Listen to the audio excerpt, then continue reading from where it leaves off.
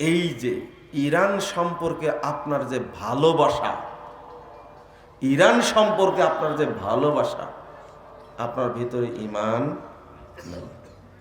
আপনি বলবেন যে বলেন কি? জি, বলার জন্য শুরু করেছি। আপনি টেনশন করছেন কেন? এই জাতিকে শিখাতে হবে না? খালি একটা প্রশ্ন করেন, এগুলো কেউ বলে না, আপনি খালি খোঁচান কেন? খোঁচাবো তো আমি। দাদার গল্প ছিল যে ওই শালাকে আমি ছাড়া মারবে কে? বুঝতে পারেন কথা? তো ওই গল্প আজকে করছেন, আল্লাহ যেন আমাকে মাফ করে। কথাটা বলার জন্য আপনারা আমাকে ক্ষমা করে দেবেন। ইরানের শিয়ারা, এরা তো শিয়া। বলেন তো এরা কোন শ্রেণীর শিয়া? কে বলতে পারে? বলেন কোন শ্রেণী? কেউ বলতে পারেন না? শিয়াদের মধ্যে নুসাইরিয়া আছে, ইসমাইলিয়া আছে, বাতেনিয়া আছে, রাফেজি আছে, অনেকগুলো প্রকার। প্রায় এদের দলই আছে, জাইদিয়া আছে। তারপরে আপনার কি নাম করলে ভুলে গেলাম। প্রায় ইমাম আব্দুল করিম শাহরাস্তানি আল মিলাল আর নিহালের মধ্যে প্রায় 60টার মতো শাখা উপশাখা উল্লেখ করেছেন। তা আপনাদের বলতে হবে ইরানের শিয়ারা কারা? জানেন না তাই না? ইরানের শিয়ারা হলো রাফেজি। কি? আবার বলেন কি? রাফেজি। ইরানের শিয়ারা রাফেজি। তো এই রাফেজি শিয়ারা এতই নিকৃষ্ট, এতই জঘন্য। এদের কোরআনের পারা হলো 90 পারা। কয় পারা? এদের কোরআনের আয়াত 17,000-এরও বেশি। কয় হাজারের বেশি? 17,000-এরও বেশি তাদের কোরআনের আয়াত। বলে নাউজুবিল্লাহ, আস্তাগফিরুল্লাহ, আস্তাগফিরুল্লাহ। 17,000 কোরআনের আয়াত ওদের। আমি আপনাদেরকে ওই কথাটা বলার জন্য, রাফেজিরা কি আগে বুঝাই, এরা রাফেজি কি না। আমি তো ভুলও বলতে পারি তাই না? হ্যাঁ, ভুলও বলতে। একটু থামেন, এটা বেশি বলবো না, অল্প একটু বলেই। ইমাম ইবনে বাজ রাহিমাহুল্লাহকে চিনেন? সৌদি আরবের গ্র্যান্ড মুফতি ছিলেন। 1998 সালে 13ই মে তিনি মারা গেছেন। সরি, 1998 সালে 13ই মে মারা গেছেন। গ্র্যান্ড মুফতি তিনি বলছেন, শিয়াদের যতগুলো দল আছে, আখতারুহুমুর রাফেদা, তাদের মধ্যে সবচেয়ে ক্ষতিকর ভয়ানক হলো রাফেজেরা। আসহাবুল খমিনি, তারা হলো খমিনির অনুসারী। হয়েছে? হয়েছে? তারপরে বলছেন হাউলাই আখতারুহুম, যত দল আছে তাদের মধ্যে এরা হলো সবচেয়ে নিকৃষ্ট, সবচেয়ে ক্ষতিকর। ওয়াহাকাদা নুসাইরিয়া আসহাবু হাফেজ আল আসাদ। হাফেজ আল আসাদকে চিনতেন আপনারা? হ্যাঁ, বলেন তো কার বাপ? হ্যাঁ, বাশার আল আসাদের কি বাপ? সেই সময়ের কথা বলছেন। এখনো বেঁচে আসে বাশার, কিন্তু হাফেজ আছে? মরে গেছে না অনেক আগে। এই বাপের স্থলে বসেছিল কে? বাপ বেটা মিলে 53 বছর শাসন করেছে। এরা দুইজনে ছিল শিয়া। কোন শিয়া? নুসাইরিয়া শিয়া। ওয়া জামাতুন ফি সিরিয়া, সুরিয়া, এটা হলো সিরিয়ার দল, যেটা নুসাইরিয়া। ওয়াল বাতিনিয়া আল্লাযিনা ফি সুরিয়া ওয়াল বাতিনিয়া আল্লাযিনা ফি ইরান ওয়াল বাতিনিয়া ফিল হিন্দ ওয়া হুমুল ইসমাইলিয়া। তাহলে হিন্দ মানে হিন্দুস্তানে যারা শিয়া আছে, এরা সবাই হলো বাতিনিয়া আকীদার। এইটাই হলো ইসমাইলি আকীদার। হাদিহি তাওয়াফাস সালাসা, এই তিনটা দল, হুম আসাদুহুম ওয়া আখতারুহুম, এদের মধ্যে সবচেয়ে খারাপ হলো রাফেজিরা। তারপর বলে যে হুম কাফারাতুন, তারা হলো কাফের। হাউলাই কাফারাতুন, তাহলে বললেন রাফেজিরাও কাফের, নুসাইরিরাও কাফের, বাতেনিরাও কাফের, ইসমাইলাও কি কাফের। ফতোয়াকে আমি দিলাম, তা আপনি এত কুতেন কেন? এগুলো কথা শুনেন না আপনি? আমি বললে আপনারা রাগ করেন? হ্যাঁ, এগুলো বলতে হলে এগুলো বের করাও লাগবে, আর এগুলো পড়ার যোগ্যতাও লাগবে। বুঝেন না কথা? সমস্যা তো এই জায়গায় হয়েছে, আমরা বিপদে এই জায়গায় পড়েছি। কেতাবও থাকা লাগবে তার কাছে। এই কথাগুলো ইমাম ইবনু বাজ রাহিমাহুল্লাহ তিনি বলে গেছেন যখন বাশার আল আসাদের বাপ হাফেজ আসাদ যখন কি ছিল, সিরিয়ার কি ছিল, শাসক ছিল, তখন বলে গেছেন। আর তিনি মারাই গেছেন আজ থেকে কত বছর, এদিকে 24 বছর, ওদিকে 3 বছর যোগ দেন, 98, 99, 2000, কত হলো? 27 বছর আগে মারাই গেছেন তিনি। আমি তার আগে কথাগুলো বলছি, তা আপনাদের কানে এখনো ঢোকে না কেন? আপনার বয়সে 27 বছর হয়নি, চিন্তা করে দেখেন, বয়সে 27 বছর হয়নি। আমি একটু কথাটা একটু কড়া করে বলি কেন জানেন? আপনারা এই কথাটা নিয়ে অপব্যাখ্যা শুরু করবেন কালকেই। এরপরে শুধু এটা, ইমাম আলবানী রাহিমাহুল্লাহ বলছেন, শোনেন, তার কাছে এই খমিনীর 5টা কথা উল্লেখ করেছিল, 5টা এই আকীদা। তারা বিশ্বাস করে আবু বকর, ওমর, ওসমান রাদিয়াল্লাহু আনহুম তারা কাফের। তারা কি? কাফের। 2 নম্বর বলেছিল তারা আবু বকর এবং ওমরকে মনে করে ফেরাউন আর হামান। তারা কুরআন বিকৃত হওয়াকে বিশ্বাস করে। ওসমান রাদিয়াল্লাহু আনহু কুরআনকে তারা সে কি করেছে? বিকৃত করেছে। নাউজুবিল্লাহ, আস্তাগফিরুল্লাহ। এই যে অন্তরের মধ্যে মানুষের প্রতি, যে মানুষের প্রতি আপনার ভালোবাসা, সেই মানুষ হলো আপনার কি? শত্রু, আপনার শত্রু। তো আপনিও তাকে ভালোবাসতে পারেন না, আপনার কি নাই? ইমানই নাই। ওই যে সংক্ষেপে বলেছিলাম আপনাকে, মনে আছে? আপনার কালেমা শাহাদাত, আপনি খেপে গেলেন যে ইরানকে ভালোবাসি তাই কালেমা শাহাদাত পড়তে হবে? জি জি স্যার, রেজিস্ট্রেশন করা লাগবে আবার। খুব খারাপ। কারণ যারা মনে করে মা আয়েশা রাদিয়াল্লাহু আনহা জিনা করেছেন, ইমাম মাহদী যখন আসবেন আয়েশা রাদিয়াল্লাহু আনহাকে তার আনহাকে কবর থেকে তুলবেন, তুলে জীবিত করবেন, করে জেনার শাস্তি কার্যকর করবে। এই এই এই রাফেজি শয়তানগুলো এই কথা বলে। আপনি তাদের মধ্যে যদি ভালোবাসা দেখান, আপনার ঈমান নাই। জিজ্ঞাসা করেন পৃথিবীর যে কোনো আলেমকে, জিজ্ঞেস করেন ঈমান আছে কিনা। যারা বিশ্বাস করে কোরআন 30 পারা না, উসমান কোরআন এখান থেকে বিকৃত করে অনেক কাটছাট করেছে, কোরআন হলো 90 পারা। এদের প্রতি যদি আপনার ভালোবাসা থাকে, আপনি ঈমানদার কে বলেছে আপনাকে? কে বলেছে ঈমানদার আপনাকে? শোনেন, কষ্ট কত লাগে। গত 3 দিন আগে একজন আমাকে ফোন দিয়েছেন যে সিরিয়া থেকে বাশারকে তাড়িয়ে দিল, তাই আপনি বলছেন জয়লাভ হয়েছে, জয়ী করেছেন আপনারা। আমি বললাম যে জি, জয় হয়েছে। তো আপনি কি মনে করেন? বলছে একটা ইসলামী রাষ্ট্রকে ধ্বংস করে দিল, আর আপনি বলছেন যে জয় হয়েছে। এইরকম বান্দর যে বাংলাদেশে আছে ভাই, এটা জানা ছিল না আমার। বুঝেননি কথা? আমাকে ধমক দিচ্ছে আর বলছে কি বাশার আল আসাদ ইসলামী শাসক একটা, যেমন খমিনীকে মনে করে ইসলামী শাসক। এটা কি সহ্য করা যায় ভাই? অথচ যারা জয় করেছে, এতদিন যে মসজিদে সালাত পড়তে দেয়নি, বারবার বলছে না মসজিদ আহলে সুন্নাহ ওয়াল জামা, এই মসজিদ আহলে সুন্নাহ ওয়াল জামাতের মসজিদ। ও সিরিয়া যারা দখল করেছে তারা সালাফি, এই জন্য তোমার জিলাপি মন ভালো লাগছে না, তাই না? যারা সালাফি দোয়া করবেন, রাত্রিতে কাঁদবেন, আল্লাহ তুমি এদের বিদায়কে কিয়ামত পর্যন্ত দীর্ঘায়িত করো, আমিন।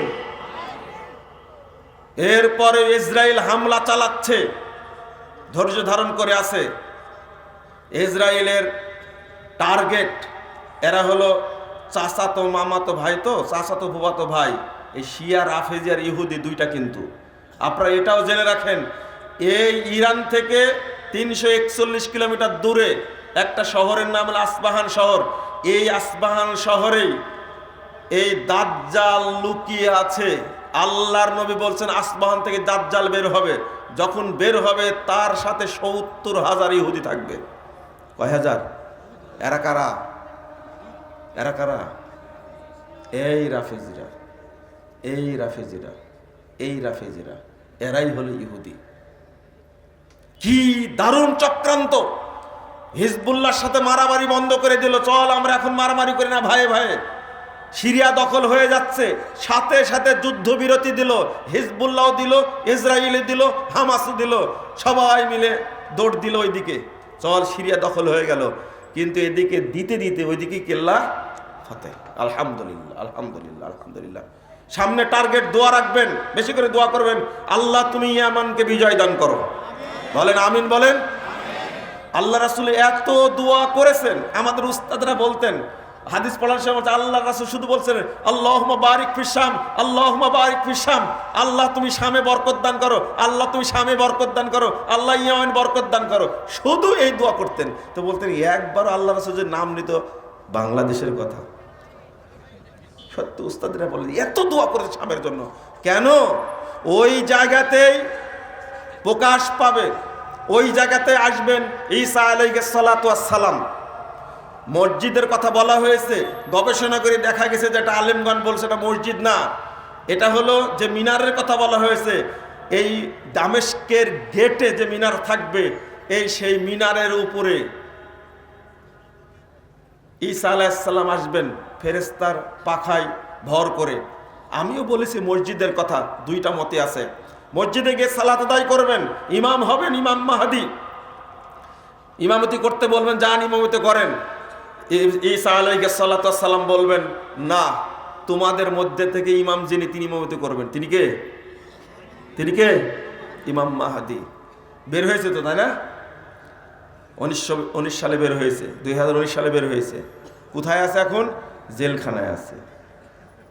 ইমাম মাহদি যদি জেলখানায় থাকে তাই ইনসাফ প্রতিষ্ঠা করবে কে? সি সি সি সি, নাউজুবিল্লাহ। আমাদের আকীদা। তাহলে দাজ্জাল বের হবে কোথায় থেকে? মনে থাকবে? বলেন তো কোথায় থেকে? কোথায় থেকে? ইরান থেকে। কোথায় থেকে? ইরান থেকে। এরাই দাজ্জালকে পুষছে, এরাই হলো রাফেজি, এরাই হলো রাফেজি। আপনারা বলবেন যে কিভাবে? আমি বলতে আলবানির কথা বলতে গেছিলাম, তাই না? এই কথাগুলো প্রশ্ন করেছেন নাসিরউদ্দিন আলবানী রাহিমাহুল্লাহকে। আলবানী রাহিমাহুল্লাহ বলছেন, আমার একটা ভুল হয়ে গেছে। তিনি বলেছেন ওয়াকাফতু আলাল আকওয়ালিল খামসা, আমি 5টা কথা দেখলাম, আল্লাযী তাআলা নাকালতুমুহা আন কুতুবে রুহিল আল খামিনি, খমিনির কাছ থেকে যে 5টা কথা তোমরা আমাকে দিয়েছো, আমি সেটা পড়েছি। রাগিবিনা ফি বায়ানি হুকমি, তারা চায় রাষ্ট্র প্রতিষ্ঠা করতে। তিনি বলছেন এবার অফি কায়লিহা ফাকুলু বিল্লাহি তাআলা ওয়াহদা আস্তাইনু, আল্লাহর কাছে সাহায্য চেয়ে বলছে। শিয়ারা কত ভয়ানক চিন্তা করেন, স্পষ্ট কারণ হলো আলবানী রাহিমাহুল্লাহ তখন সিরিয়াতে, তখন তার বাপ অর্থাৎ এই বাশারের বাপ হাফেজ তখন শাসক। তিনি বলছেন আল্লাহর কাছে সাহায্য চেয়ে বলছি, আল্লাহর কসম করে বলছি, ইন্না কুল্লা কওলি মিন তিলকাল আকওয়াল খামসা, এই 5টি কথা কুফরুন বাওয়াহুন ওয়া শিরকুন সরিহুন, এটা স্পষ্ট কুফরি এবং স্পষ্ট শিরিক। লিমুখালাফাতিহি লিল কুরআনিল কারীম ওয়াস সুন্নাহ আল মুত্তাহিরা, কারণ কুরআনুল কারীমের বিরোধী এবং পবিত্র সুন্নাহর বিরোধী। ওয়া ইজমাউল উম্মাহ, আর উম্মতের ইজমার বিরোধী। ওয়ামা হুয়া মা'লুমুন মিনাদ দ্বীনি বিদুরুরা, এবং দ্বীনের যে উসুল আছে সেইগুলোর বিরোধী। ফালিদালিকা ফাকুল্লু মান ক্বালা বিহা মুতাকিদান ওয়ালাউ বিবাদি মা ফিহা, এই কথাগুলো যদি কেউ বলে আকীদার সাথে, অন্তরের সাথে বিশ্বাস করে, ওয়ালাউ বিবাদিহা, সব কথা বা কোনো একটা যদি বলে, ফাহুয়া মুশরিকুন কাফিরুন ওয়া ইন সামা ওয়া সাল্লা ওয়া জামা আন্নাহু মুসলিম, ওই ব্যক্তি কাফের, ওই ব্যক্তি মুশরিক, যদিও সিয়াম রাখে, সালাত আদায় করে, এমনি নিজেকে মুসলিম মনে করে। তাহলে দুইজন বড় বড় ইমাম, ইমাম ইবনে বাজ, ইমাম আলবানী রাহিমাহুল্লাহর কথা উল্লেখ করলাম, হয়েছে। আবার ইমাম ইবনে তাইমিয়া রাহিমাহুল্লাহর একটা কথা বলেই ইতি টানি, এটা শুনতে হবে আপনাদেরকে, দয়া করে শোনেন। শুধু আপনারা পর্দার ওয়াজ শুনবেন, আপনারা এগুলো শুনবেন না? হ্যাঁ, সুদের ওয়াজ শুনবেন? আচ্ছা, যে লোকটার ঈমান নাই তার সালাত দিয়ে কি হবে? বুঝেননি মনে কথাটা? হ্যাঁ, কি হবে? যে লোকের ঈমান নাই তার সালাত দিয়ে কি হবে? তার হজ দিয়ে কি হবে? তার পর্দা দিয়ে কি হবে? বুঝেননি মনে হয়, তাই না? এই ইউটিউবের ভাইরা ছড়াই দেবে তো কথা তোমরা। ইমাম ইবনে তাইমিয়া রাহিমাহুল্লাহ বলছেন, ওয়ার রাফিজাতু কাফফারাত আবা বকর ওয়া উমর ওয়া উসমান ওয়া আম্মাতাল মুহাজিরিন ওয়াল আনসার। এই রাফেজি শয়তানগুলো আবু বকরকে কাফের বলেছে, ওমরকে কাফের বলেছে, ওসমান রাদিয়াল্লাহু আনহুম তাদের কাফের বলেছে, ওয়া আম্মাতাল মুহাজিরিন ওয়াল আনসার, যত মুহাজির সাহাবী যত আনসার সাহাবী তাদের সকলকে তারা কাফের বলেছে। হলো ইমাম ইবনে তাইমিয়া রাহিমাহুল্লাহ 28 নম্বর খণ্ডে ফতোয়া মাজমা ফতোয়া 28 নম্বর খণ্ডের 478 পৃষ্ঠার। আমি যদি বলি এইভাবে কষ্ট করেন, ওয়াল্লাযীনা তাবাউহুম বিইহসানিন আল্লাযীনা রাদিয়াল্লাহু আনহুম ওয়া রাদু আনহু, শুধু তাই না, এই সাহাবীদের আনসার মুহাজিরদের যারা আনুগত্য করে তারাও কাফের। তা রাফেজিরা আমাদেরকে কি মনে করে? কি মনে করে? আর আমরা তাদের কি মনে করি? দুলা ভাই। কি মনে করি? দুলা ভাই অথবা জামাই, যে কোনো একটা হন মনে। নাউযুবিল্লাহ, আস্তাগফিরুল্লাহ। শুধু তাই না, ওয়াকাফারু জামাহির উম্মতি মুহাম্মাদিন সাল্লাল্লাহু আলাইহি ওয়াসাল্লাম মিনাল মুতাকাদ্দিমিন ওয়াল মুতাআখিরিন। ইসলামের পূর্বে যারা মুসলিম ছিল এবং পরে যারা মুসলিম এসেছে, পুরো সমগ্র মুসলিম বিশ্বের যারা মুসলিম তাদেরকে তারা কাফের বলেছে। ফায়ুকাফিরুনা কুল্লা মান ইতাকদা ফি আবি বকর ওয়া উমর ওয়াল মুহাজিরুন আনসার আল আদালা। শুধু তাই না, পৃথিবীতে যারাই আবু বকর উসমান ওমর তাদেরকে বা আনসার মুহাজিরদেরকে ভালো মনে করে, বিশ্বস্ত মনে করে, দিনদার মনে করে, মুক্তিপ্রাপ্ত মনে করে, তাদের সবাইকে তারা কাফের বলেছে। এই হলো রাফেজি, এই হলো রাফেজি। তাহলে বাতিনিয়া বলেন, নুসারিরা বলেন, ইসমাইলা বলেন, উপমহাদেশে যে শিয়ার আছে, এই শিয়ারা কি শিয়া বলেন তো? কি শিয়া? ইসমাইলি বলেন। কি? ইসমাইলি শিয়া। ইসমাইলি শিয়া এক বাক্যে বললে খুব ভালো, ইসমাইলি শিয়া। এরাও কি? কাফের। এখন আপনি বলবেন যে আপনি শিয়া মানে কাফের বলছেন কেন? তা আমাকে দেখান আপনারা অন্য শিয়া আছে, তাহলে তাকে কাফের বলবো না। বুঝেন না মনে কথাটা? এক হাদিস অনুবাদ করে বিপদে পড়েছিলাম। 2641 নম্বর হাদিস। রাসূল সাল্লাল্লাহু আলাইহি সাল্লাম বলছেন, আমার উম্মত বিভক্ত হবে 73 দলে, সবগুলো জাহান্নামে যাবে, একটি যাবে কি? জান্নাতে। একজন প্রশ্ন করছে, ভাই জাহান্নামে যাবে কারা? দলটার নাম বলেন তো। আচ্ছা বলেন তো কারা, আপনারা বলেন কারা এই 72 দলের কারা? বুঝেন না মনে হয়? 72 দলের মধ্যে যারা আছে তারা কাফেরেরা একজনও না, ইহুদিও না, খ্রিস্টানরা কেউ না। এই 72 দলের আছে যারা, তারা সবাই মুসলিম। সবাই কি? মুসলিম। সবাই মুসলিম, এরা কাফের না। তাহলে তো ভালোই হলো, তো বলে দেন 72 দল অমুক অমুক। কিন্তু 72 দল খুঁজে বের করেন তো দেখি আপনার পান কিনা। 1 নম্বর, যারা বেনামাজি আছে, মুসলিম দাবি করে, তারা কি মুসলিম? কি? তারা কি? বলতে লজ্জা করছেন? শুধু কাফেরকে কিন্তু কাফেরই বলা লাগবে, না হলে আপনার খবর আছে। এরা কি? কাফের। তাহলে মুসলিম যারা বেনামাজি এই 72 দলের মধ্যে আছে? ভালো করে বলেন, আছে? আছে। এতক্ষণ কি বুঝালাম? আমি বললাম যে 72 দলের মধ্যে মুসলিমরা আছে, কাফের মুশরিক এরা 72 দলের মধ্যে অন্তর্ভুক্ত না। তুই এখন বলতে বলতে বললেন যে এরা 72 দলের মধ্যে। এরা মুশরিক না? যারা নামাজ পড়েন না মুশরিক না? এরা কাফের না? তো 72 দলে ঢুকলো কি করে? 1। 2 নম্বর, যারা মাজার পূজারি, কবর পূজারি, পীর পূজারি, খানকা পূজারি, মাজারে পীরকে সেজদা দেয়, এরা কি মুসলিম? কি? মুশরিক। এরা কি 72 দলের মধ্যে? না। যারা রাজনীতির সাথে জড়িত, রাজনীতি করে, নেতা হওয়ার চিন্তা ভাবনা করে, এখন থেকে প্রস্তুতি নিচ্ছে, বলেন তো এরা কুফুরের সাথে জড়িত না? শুধু কুফুরের সাথে জড়িত, এরা কুফুর এবং শিরিক চাষ করে, উৎপাদন করে, এরা সারা দেশে উৎপাদন করে, মূর্তি পূজা থেকে শুরু করে কোনো জিনিস বাদ দেয় না। আরে খাম্বার সামনে গিয়ে নীরবতা পালন করলে তাই ইসলাম চলে যায়। আপনি কি বলেন এটা? ডক্টর ইউনূস যতদিন আছে বলতে থাকে, তো দেখি কি হয়। এখন তো কেউ ধরতেছে না, গ্রেফতার করছে না। গ্রেফতার করছে না, আলেমদের ধরবে না, খালি বলে যায়। খাম্বা পূজা আর মূর্তি পূজা দুইটার মধ্যে কোনো পার্থক্য নাই, দুইটাই হারাম। দুইটার কাছে গেলে আপনার ঈমান থেকে বেরিয়ে যাবেন, যেই হন না কেন। আপনি যেই হন না কেন, সবচেয়ে পৃথিবীর বড় ইঞ্জিনিয়ার মুসলিম দাবি করে যে খাম্বার কাছে যায়, ওর ঈমানও থাকবে না, ইসলামই থাকবে না, ওর সাথে সাথে মুশরিক হয়ে যাবে, সাথে সাথে। একটুকু দেরি হবে না, একটুকু না। কবরের পাশে গেলে সেজদা করলে কাফের হয়ে যায়, যায় না? যায়। তাহলে তো সবই গেল, সবই গেল। এবার আপনাকে দায়িত্ব দিচ্ছি, এবার বের করেন যে 72 দলের কে আছে, পারবেন? এটা চিন্তা করে বলবেন, যান খুঁজে দেখেন। আপনি বলছিলেন যে তাহলে এই আলোচনাটা শুরু করি। বর্তমানে একটা কঠিন আকীদার দ্বন্দ্ব চলছে বাংলাদেশে, চলছে না? একই আকীদার মানুষ, দেওবন্দি আকীদার মানুষ সুফিবাদী আকীদাকে বিশ্বাস করে। সাদ গ্রুপ আর জুবায়ের গ্রুপ, দুই গ্রুপ দ্বন্দ্ব হচ্ছে না? হচ্ছে। এদের আকীদা কি? আমুল বললে খালি আপনারা হাসেন, কিন্তু আকীদা কখনো আলোচনা করেন না। আলোচনা আকীদাও করতে হবে এদের সম্পর্কে, না করলে কে বুঝবে?